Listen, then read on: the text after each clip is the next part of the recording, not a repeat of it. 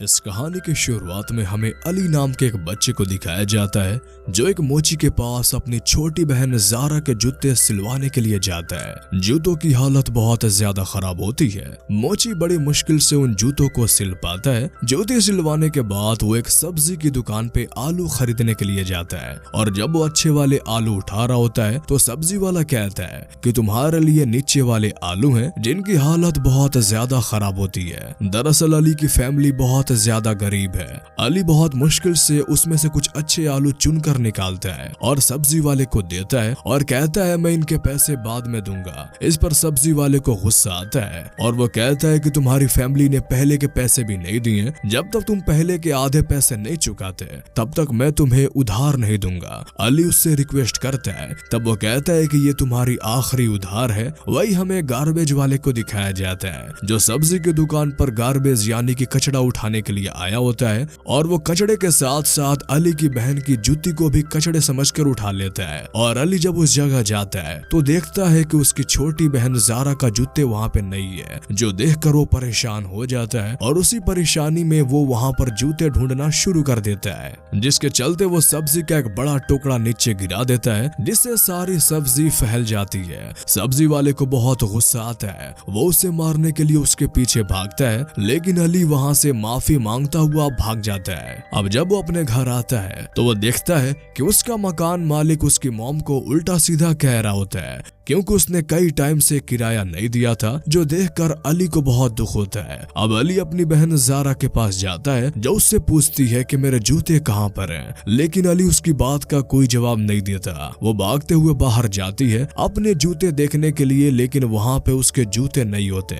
इसके बाद वो अली के पास आती है और कहती है कि मेरे जूते वहाँ पे नहीं है। अली की आंखों में आंसू आ जाते हैं। वो कहता है कि तुम्हारे जूते मुझसे खो गए और ये बात तुम मॉम को मत बताना क्योंकि अगर उन्हें पता चला तो वो बहुत ज्यादा परेशान हो जाएंगी। वो पहले से ही बहुत ज्यादा परेशान है। ज़ारा कहती है कि कल मैं स्कूल कैसे जाऊंगी, बिना जूतों के मुझे स्कूल नहीं आने दिया जाएगा। अली कहता है कि मैं तुमसे वादा करता हूँ मैं तुम्हारे जूते ढूंढ कर वापस लाऊंगा। और ये कहकर वो घर से निकल जाता है और सीधा एक बार फिर से उसी सब्जी वाले के दुकान में जाकर जूते ढूंढना शुरू कर देता है। सब्जी वाले बाहर आकर उसे एक बार फिर से देख लेता है। उसे वो बहुत उल्टा सीधा कहता है। पूरा दिन इधर उधर भटकने के बाद जब वो शाम को घर जाता है तो देखता है कि उसके फादर घर पे आ चुके हैं, जो अली से कहते हैं कि तुम्हें पूरा दिन घर से बाहर नहीं रहना चाहिए, तुम्हारी मॉम की तबीयत ठीक नहीं है। ये सब सुनकर अली की आंखों में आंसू आ जाते हैं। वो उन्हें बताना चाहता है कि आज पूरा दिन क्या हुआ, लेकिन वो कह नहीं पाता क्योंकि वो जानता है कि उसके माँ बाप पहले से ही बहुत ज्यादा परेशान है। अब वो अपनी बहन ज़ारा के साथ अपनी होमवर्क करना शुरू कर देता है। ज़ारा उसे एक पेपर पे लिखकर पूछती है कि मेरे शूज मेरे जूतों का क्या हुआ। वो कहता है कि मुझे नहीं मिले। ज़ारा कहती है कि कल मैं स्कूल कैसे जाऊंगी।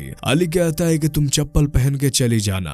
वो कहती है टीचर अलाउ नहीं करेंगे। अली कहता है तो ठीक है तुम मेरे शूज पहन कर चली जाना। ज़ारा कहती है कि तुमने मेरे शूज वापस नहीं लाए, तुमने वादा किया था, मैं बाबा को सब सच बता दूंगी। अली कहता है कि ऐसा मत करना, इससे उन्हें बहुत परेशानी होगी और अब मैं उन्हें परेशान नहीं करना चाहता और ना ही उनके पास नए जूते खरीदने के लिए पैसे हैं। ज़ारा पूछती है कि फिर तुम क्या पहनोगे। वो कहता है कि जब तुम स्कूल से आ जाओगी तब मैं अपना शूज पहन के चला जाऊंगा। दरअसल इनके स्कूल की टाइमिंग अलग अलग होती है। अगली सुबह ज़ारा अपने भाई अली के शूज पहनकर स्कूल में जाती है, जिन्हें पहनकर चलने में उसे काफी तकलीफ हो रही होती है क्योंकि शूज उसके पैर से बड़ा होता है, लेकिन अब उसके पास कोई भी ऑप्शन नहीं है। स्कूल खत्म होने के बाद वो घर की तरफ भागती है। वही हमें अली को दिखाया जाता है जो अपनी बहन ज़ारा का इंतजार कर रहा होता है। ज़ारा जैसे ही आती है वो अपने शूज पहनकर अपने स्कूल की तरफ भागता है, लेकिन फिर भी वो लेट हो जाता है। उसका टीचर उसे देख लेता है, लेकिन वो इतनी तेजी से सीढ़ियों से ऊपर भागता है कि उसका टीचर उसे आवाज भी नहीं लगा पाता। और अब एक दिन ऐसा ही निकल जाता है। अगली सुबह एक बार फिर से ज़ारा अपने भाई अली के शूज पहन के स्कूल जाती है। दरअसल आज उसका एग्जाम है, लेकिन वो एग्जाम वर्क टाइम से पहले ही देकर वहाँ से निकलने लगती है क्योंकि उसे पता है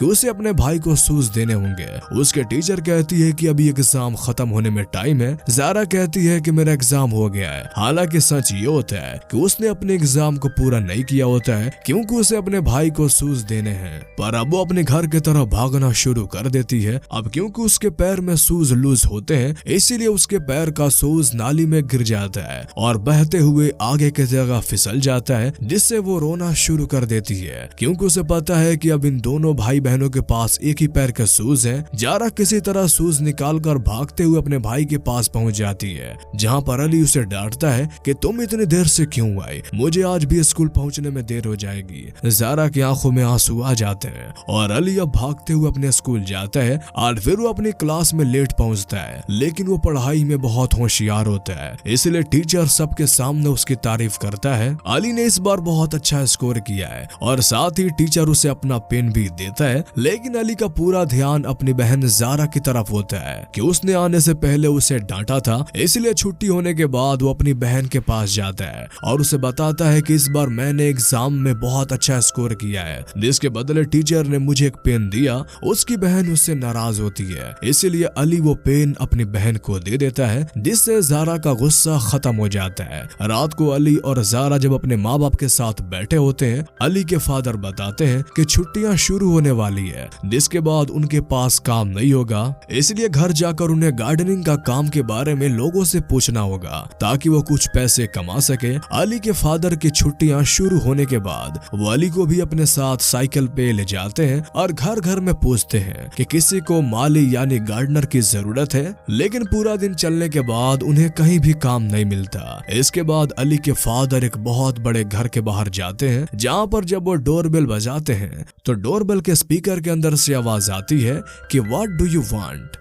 दरअसल ये इंग्लिश में बोल रहे होते हैं, पर अली के फादर को इंग्लिश समझ में नहीं आती, इसलिए अली इनसे इंग्लिश में बात करता है। वो बताता है कि हम गार्डनिंग का काम करते हैं, जिसके बाद गेट खुल जाता है। इन्हें वहाँ पे काम मिल जाता है। ये दोनों वहाँ पर बहुत अच्छे से काम करते हैं, जिसके बाद उन्हें कुछ पैसे मिलते हैं। अली के फादर को अली पर प्राउड होता है कि उसने बहुत अच्छे से उस इंसान से अंग्रेजी में बात की, जिस वजह से इन्हें काम मिला और काम के अच्छे खासे पैसे मिले। अली के फादर चाहते हैं कि वो घर के लिए कुछ अच्छा सामान खरीदें ताकि अली के घर में जिस चीज की कमी है वो पूरी हो जाए। अली कहता है क्यों ना हम ज़ारा के लिए शूज खरीद लें, उसके शूज बहुत पुराने हो चुके हैं। पर इससे पहले कि उसके फादर कुछ बोल पाते हैं, उनकी साइकिल की ब्रेक ढलान में खराब हो जाती है, जिससे उनकी साइकिल बड़ी तेजी से नीचे की तरफ बढ़ने लगती है और एक जगह से टकरा जाती है और ये दोनों के दोनों गिर जाते हैं, जिससे इनकी साइकिल खराब हो जाती है। साथ ही अली के फादर को चोट भी आती है। इसके बाद ये घर वापस आते हैं।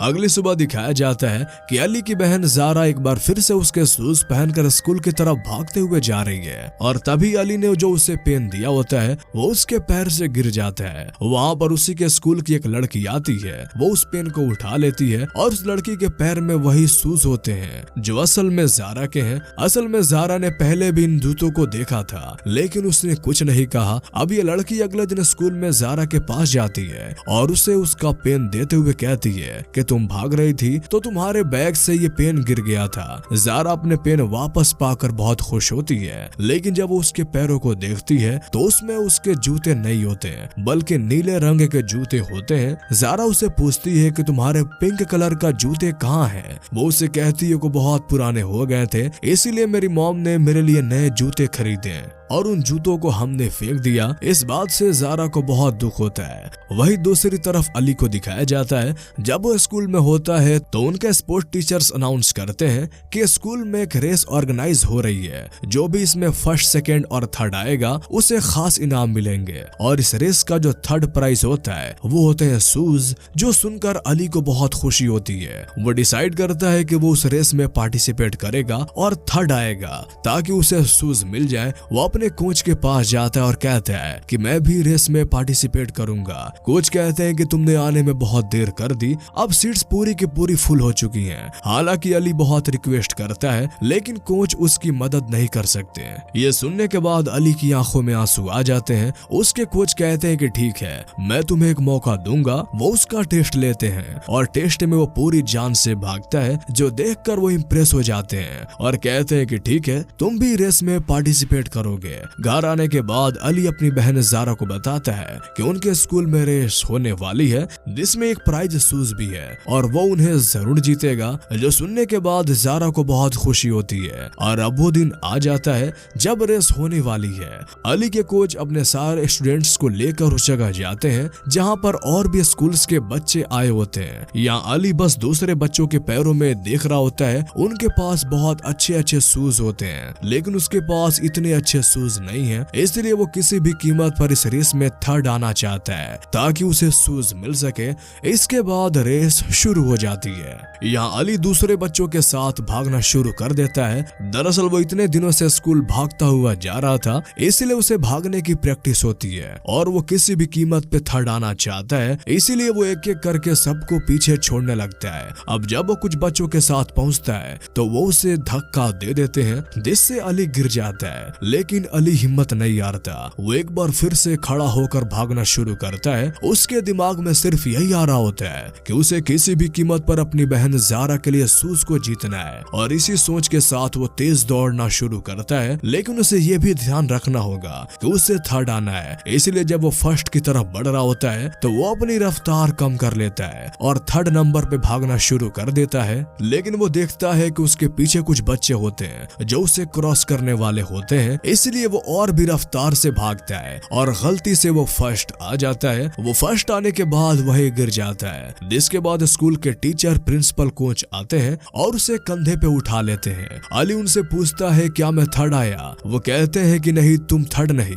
बल्कि फर्स्ट आए हो। ये सुनकर अली मायूस हो जाता है क्योंकि उसे थर्ड आना था, उसे शूज चाहिए थे। और जब उसे स्टेज पे ट्रॉफी के लिए बुलाया जाता है तो उसकी निगाहें सिर्फ और सिर्फ शूज पे होती है जो अब उससे नहीं मिलेंगे। उसने अपनी बहन जारा से वादा किया था वो उसके लिए शूज लाएगा, लेकिन अब वो शूज नहीं ले जा सकता, इसीलिए उसके आंखों में आंसू आ जाते हैं। और अब जब वो घर जाता है तो उसकी बहन उसका इंतजार कर रही होती है, लेकिन अली के मायूस चेहरे को देख कर वो समझ जाती है कि वो शूज नहीं ला पाया, इसलिए वो उसे बिना कुछ पूछे घर के अंदर चली जाती है। अली बहुत मायूस होता है और वो अपने शूज उतारता है, जहाँ में दिखाया जाता है कि अली के दोनों पैर जख्मी हो चुके हैं क्योंकि रेस में वो बहुत तेज भागा था और उसके शूज ऐसे नहीं थे जिससे रेस में भागा जा सके, इसलिए उसके पैर जख्मी होते हैं। वही हमें अली के फादर को दिखाया जाता है जो एक शूज की दुकान पे बाहर होते हैं। दरअसल वो बहुत वक्त से अपने बेटे और बेटे के लिए शूज लेने के लिए पैसे बचा रहे थे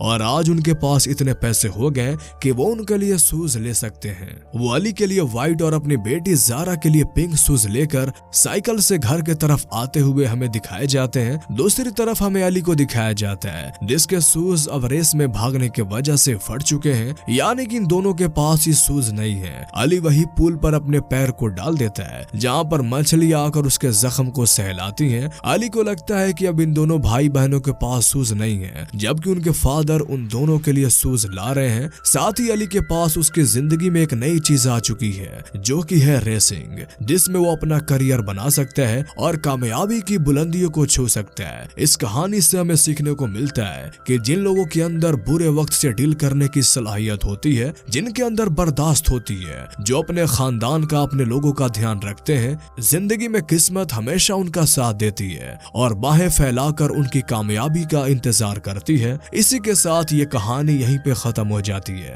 तो कैसी लगी आपको ये मूवीज एक्सप्लेनेशन, हमें कमेंट करके जरूर बताएं। और अगर आप इस तरह के और भी कहानियां सुनना चाहते हैं तो हमारे इस चैनल को सब्सक्राइब कर लें। तो फिर मिलते हैं आपसे अगले वीडियो में, तब तक के लिए गुड बाय।